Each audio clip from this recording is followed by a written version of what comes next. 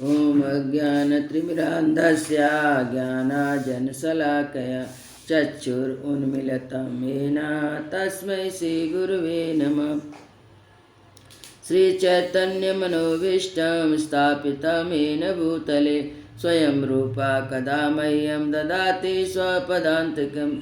मैं घोर अज्ञान के अंधकार में उत्पन्न हुआ था। मेरे गुरु ने अपने ज्ञान रूपी प्रकाश से मेरी आंखें खोल दी। मैं उन्हें सादर नमस्कार करता हूँ। श्री रूप गोस्वामी प्रभुपाद कब मुझे अपने चरण कमलों में शरण प्रदान करेंगे, जिन्होंने इस जगत में भगवान चैतन्य की इच्छा की पूर्ति के लिए प्रचार योजना की स्थापना की। वंदे हम श्री गुरु श्रीयुक्त पद कमलम श्री गुरु वैष्णवां च श्री रूपम साग्रजातम सगणा रघुनाथम वितम तम सजीवम साद्वैतम सावधूतम परिजन सहितम कृष्ण चैतन्य देवम श्री राधा कृष्ण पादान सगणा ललिता विशाखान्वितां च। मैं अपने गुरु के चरण कमलों को तथा समस्त वैष्णव के चरण कमलों को नमस्कार करता हूँ। मैं शीला रूप गोस्वामी और उनके अग्रज सनातन गोस्वामी एवं साथ ही रघुनाथ दास, रघुनाथ भट्ट, गोपाल भट्ट एवं शीला गुज्जीव गोस्वामी के चरण कमलों को भी नमस्कार करता हूँ। मैं भगवान कृष्ण चैतन्य तथा भगवान नित्यानंद के साथ साथ अद्वैत आचार्य गदाधर श्रीवास अन्य पार्षदों को सादर प्रणाम करता हूँ। मैं श्रीमती राधा रानी और श्री कृष्ण को श्री ललिता सहित विशाखा सखियों सहित सादर नमस्कार करता हूँ। हे कृष्ण करुणा सिंधु दीन बंधु जगतपते गोपेश गोपिका कांता राधा कांता नमस्तुते। हे कृष्ण आप दुखियों के सखा तथा सृष्टि के उद्यम, आप गोपियों के स्वामी तथा राधा रानी के प्रेमी हैं। मैं आपको सादर प्रणाम करता हूँ। तप्त कांचन गौरांगी राधे वृंदावनेश्वरी विश्वानुसुते देवी प्रणमामि हरिप्रिये। मैं राधा रानी को प्रणाम करता हूँ, जिनकी शारीरिक कांति पिघले सोने से सदृश है, जो वृंदावन की महारानी है, राजा वृषभानु की पुत्री है और भगवान कृष्ण के अत्यंत प्रिय है। वांछा कल्प तरुभ्यश्च कृपा सिंधु भयेव च पतितानां पावनेभ्यो वैष्णवेभ्यो नमो नमः। मैं भगवान के समस्त वैष्णव भक्तों को सादर नमस्कार करता हूँ, जो कल्प वृक्ष के समान सबकी इच्छा पूर्ण करने में समर्थ है तथा पतित जीव आत्माओं के प्रति अत्यंत दयालु हैं। श्री कृष्ण चैतन्य प्रभु नित्यानंद श्री अद्वैत गदाधर श्रीवासादि गौर भक्त। मैं श्री कृष्ण चैतन्य प्रभु नित्यानंद अद्वैत गदाधर श्रीवास समस्त आदि भक्तों को सादर प्रणाम करता हूँ। हरे कृष्णा कृष्णा कृष्णा हरे हरे, हरे राम राम राम हरे हरे। भगवद गीता श्लोका नंबर 8। न हि प्रपश्यामि ममापनुद्यात् यच्च शोकम् इन्द्रियाणाम् अवाप्य भूमावसपत्नरिद्धं राज्यासुराणाम् अपि चाधिपत्यम्। न हि प्रपश्यामि ममापनुद्यात् यच्छोकम् उच्छोषणम् इन्द्रियाणाम् अवाप्य भूमावसपत्नरिद्धं राज्यासुराणपि चाधिपत्यम्। नहीं ही निश्चय ही प्रपश्यामि देखता हूँ, मम मेरा अनुपद्यात दूर कर सके, यत जो शोकम शोक उच्छोषणम सुखाने वाला इंद्रियाणाम इंद्रियों का आवाप प्राप्त करके भूमो पृथ्वी पर सपत्नम शत्रुविहीन रिद्धम समृद्ध राज्यम राज सुराणाम देवताओं का अपि चाहे च भी आधिपत्यम सर्वोच्चता। मुझे ऐसा कोई साधन नहीं दिखता जो मेरी इंद्रियों को सुखाने वाले इस शोक को दूर कर सके।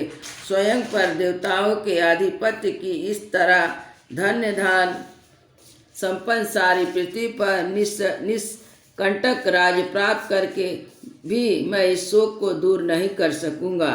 तात्पर्य यदि अर्जुन धर्म तथा सदाचार के नियमों पर आधारित अनेक तर्क प्रस्तुत करता है, किंतु ऐसा प्रतीत होता था कि वह अपने गुरु भगवान श्री कृष्ण की सहायता के बिना अपने असली समस्या को हल नहीं कर पा रहा। वह समझ गया था कि उसका तथा कथित ज्ञान उसकी उन समस्याओं को दूर करने में व्यर्थ है जो उसके सारे शरीर को सुखाए दे रही है। उसे इस उलझन को भगवान कृष्ण जैसे आध्यात्मिक गुरु की सहायता के बिना हल कर पाना संभव लग रहा था। शैक्षिक ज्ञान, विद्वत्ता और उच्च पद, ये सब जीवन की समस्याओं का हल करने में व्यर्थ है। यदि कोई भी सहायता कर सकता है तो वह एकमात्र गुरु। अतः निष्कर्ष यह निकला कि गुरु जो 100% कृष्ण भावना भावित होता है वही एकमात्र प्रामाणिक गुरु है और वही जीवन की समस्याओं को हल कर सकता है। भगवान चैतन्य ने कहा है कि जो कृष्ण भावना अमृत के विज्ञान में दक्ष हो, कृष्ण तत्ववेत्ता हो, चाहे वह किसी जाति का हो, वही वास्तविक गुरु है। कोई व्यक्ति चाहे वह विप्र वैदिक ज्ञान में दक्ष हो, निम्न जाति जन्मा शूद्र हो या सन्यासी, यदि वह कृष्ण के विज्ञान में दक्ष कृष्ण तत्ववेत्ता है तो वह यथार्थ प्रामाणिक गुरु है। अब कृष्ण तत्ववेत्ता बिना कोई प्रामाणिक गुरु नहीं हो सकता। वैदिक साहित्य में भी कहा गया है, षष्ठ कर्म निपुणो विप्रो मंत्र तंत्र विशारदा अवैष्णो गुरु न स्यात् वैष्णव स्वपचो गुरु। विद्वान ब्राह्मण भले ही संपूर्ण वैदिक ज्ञान में पारंगत क्यों न हो, यदि वह वैष्णव नहीं है या कृष्ण भावना अमृत में दक्ष नहीं है तो गुरु बनने का पात्र नहीं है। किंतु शूद्र यदि वह वैष्णव या कृष्ण भक्त है तो वह गुरु बन सकता है। पद्म पुराण। संसार की समस्याएं जन्म, जरा, व्याधि, मृत्यु, इसकी निवृत्ति धन संचय तथा आर्थिक विकास से संभव नहीं है।